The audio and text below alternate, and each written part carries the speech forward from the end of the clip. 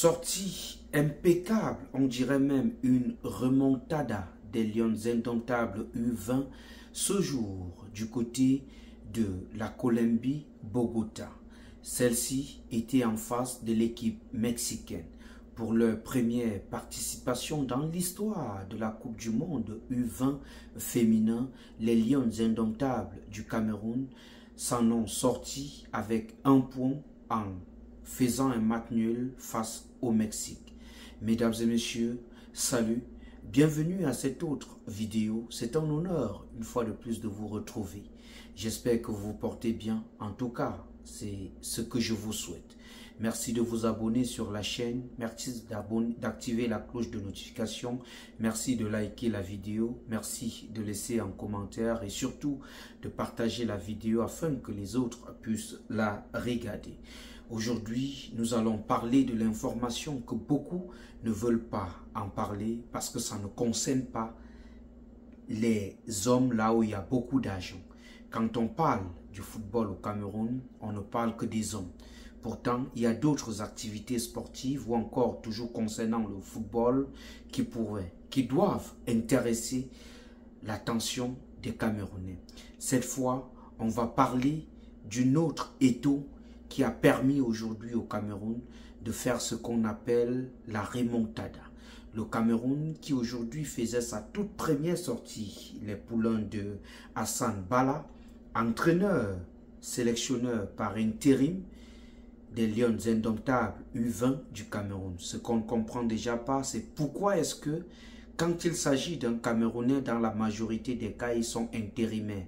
On ne leur permet jamais de signer le contrat d'entraîneur, on leur permet toujours de signer d'entraîneur intérimaire. Mais celui-ci, depuis qu'il est à la tête de cette équipe des Lions indomptables U20, nous donne de très bons résultats. Et je me rappelle déjà lors d'une interview où celui-ci rappelait qu'il a décidé pendant la phase de préparation, alors qu'il était au Cameroun, de faire jouer ses filles face aux garçons pour des raisons que lui, tactique que lui, il rechercherait en fonction de ce qu'il aurait observé sur la façon de jouer de ses filles. Pour lui, c'était un très bon moyen pour plonger ou permettre à celle-ci d'être efficace. En tout cas, c'est ce qu'on a observé ce jour du côté de Bogota en Colombie avec la première manche ou la première mi-temps où les Lions indomptables du Cameroun étaient presque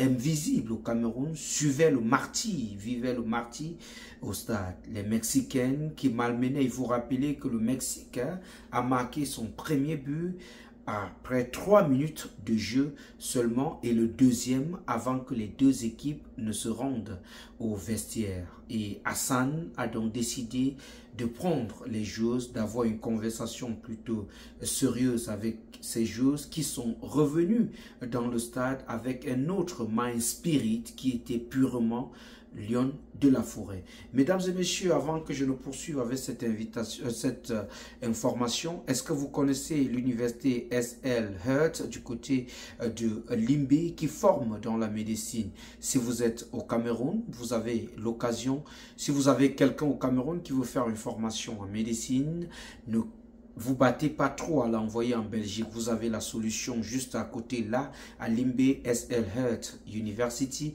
qui forme les docteurs de demain, les médecins de demain, les infirmiers de demain. Faites un tour par là. En tout cas, à l'écran, vous voyez des informations. Vous pouvez prendre des informations. Les inscriptions pour l'année académique 2024-2025 ont déjà commencé. Alors, comme je le disais, les Lions indomptables du Cameroun U20 féminines sont arrivés donc à égaliser aujourd'hui face à l'équipe du Mexique qui à la première manche menait déjà sur le score de 2-0. Celles-ci sont revenues et avec une montée rapide, celle qu'on appelle Naomi Eto'o a marqué le premier but en éliminant le gardien. Elle était face au but toute seule pour marquer. Elle a éliminé le gardien pour marquer le but et a marqué le second but sur un coup de tête et permettait donc au Cameroun à venir au score. C'était 2-2 buts. Le Cameroun qui a essayé, après cette ce deuxième but, de marquer le troisième, mais non, ce n'est pas arrivé.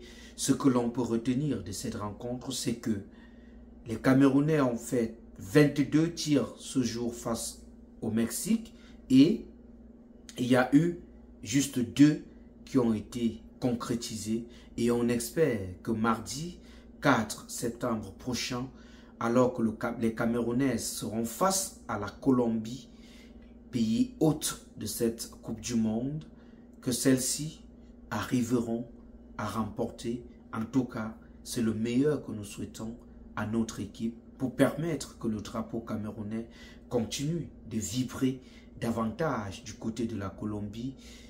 Mais il est aussi important de rappeler que les Lions ont fait un très bon travail aujourd'hui pour leur toute première participation à une phase finale de la Coupe du Monde face à une équipe comme le Mexique. Obtenir un match nul, c'est presque une victoire, si on peut le dire.